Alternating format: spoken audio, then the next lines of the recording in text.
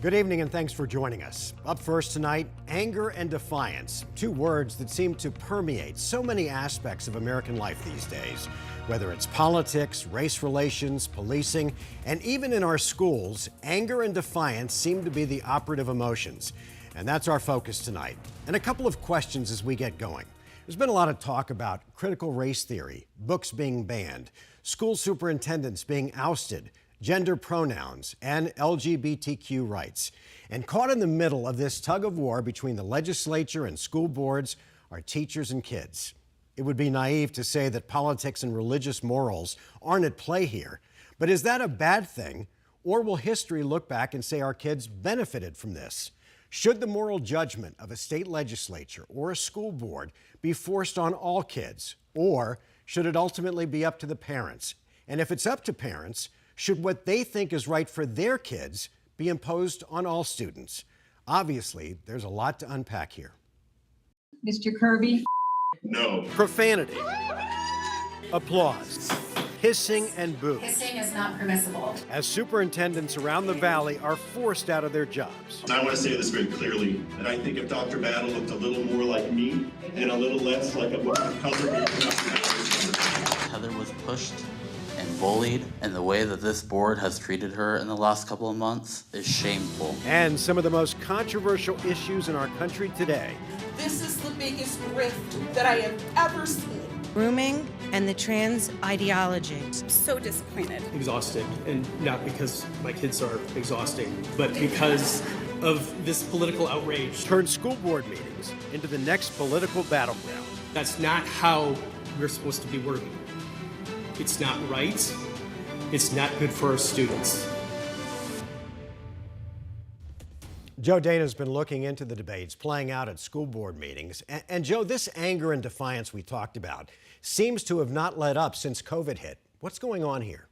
All sides agree here that COVID caused many parents to take a closer look at their schools, but now, instead of debates about masks and shutdowns, it's bathrooms, pronouns, social and emotional learning, CRT. Earlier today, I spoke with a panel of experts, including Superintendent Tom Horn's deputy soup, on a range of these issues.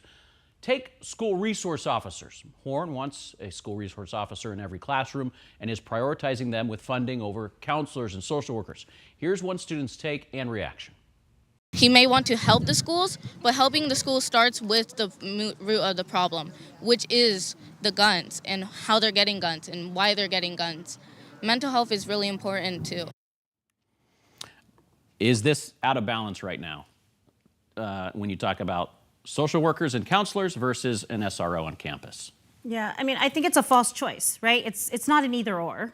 But is this maybe a time where the superintendent should say, but instead of just saying, I want a counselor out of school, how about we want a counselor per so many students to make sure that, the students have the emotional support that we know is necessary? But first and foremost, and I agree, and a lot of people do, that we need an SRO on every campus.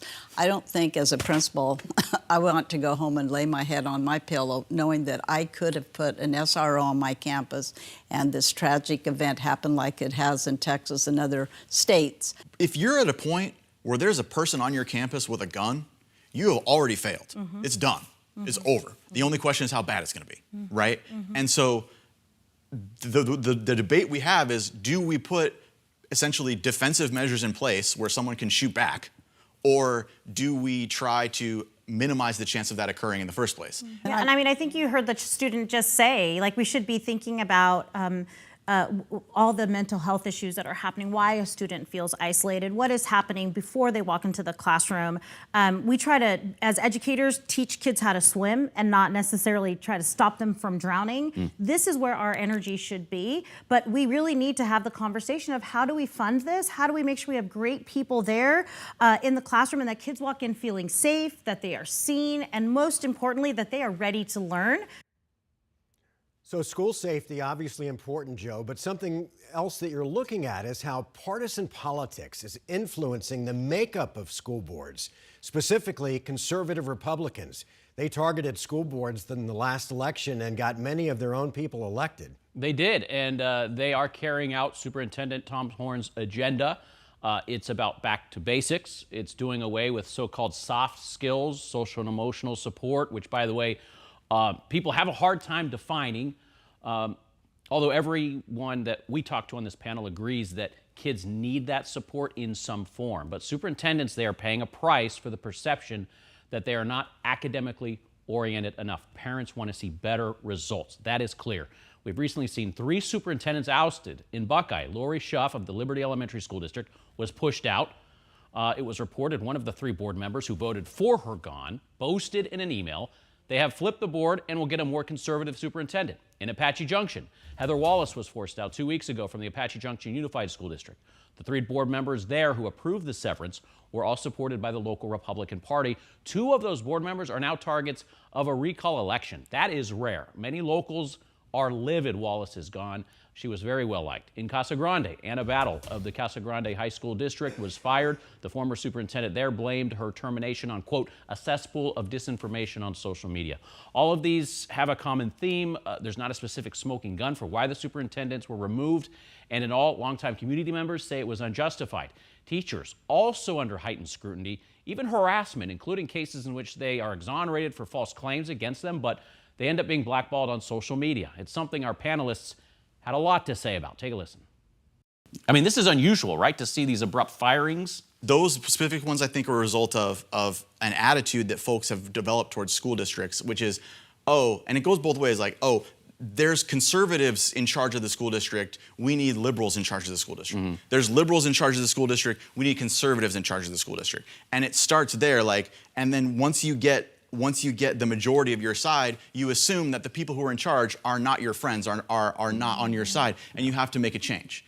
That is not, from our perspective, not great governance. Are teachers just simply getting unfair scrutiny for trying to do their job? Yeah. 100%. And last year, we had multiple cases of teachers being doxxed, found at their home, rocks being thrown at their home, spit on at school board meetings, saying complete misinformation about them online. It has happened to me repeatedly as a leader. I'm a mom, I have a family. This has to stop, which is why we need to teach kids how to have conversations with each other when they disagree. This inflaming is going nowhere. We are the next election workers, in my opinion, that it is difficult and it's scary for us to be at school with this misinformation that we're indoctrinating kids and that we're spending this time hurting children is really, I believe, one of the biggest reasons why people are leaving the classroom is the disrespect along with the salary, right? But this disrespect has gone way too far, and every public official should be calling it out and saying that it's a horrible. Teachers don't deserve that. Should No. Tom Horn, Superintendent Horn, be calling it out and saying, hey, everyone, you need to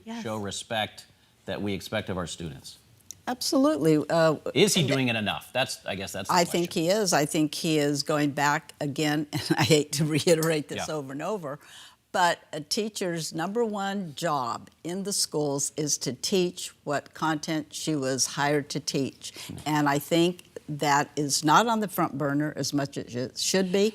And part of the problem in our society, by having teachers now be the forefront of teaching all this political ideology that really does not belong in the classroom. And I know you feel strongly about that. Very much so. But in terms of what a teacher deserves to go through if they are accused of something, should the superintendents come out and say, stop this ridiculous rhetoric online, because it is poisonous out there? And teachers don't deserve that. No. They do not, and I have a very personal story. I won't say it here because I probably you know would, what it's like then. I know what it's like.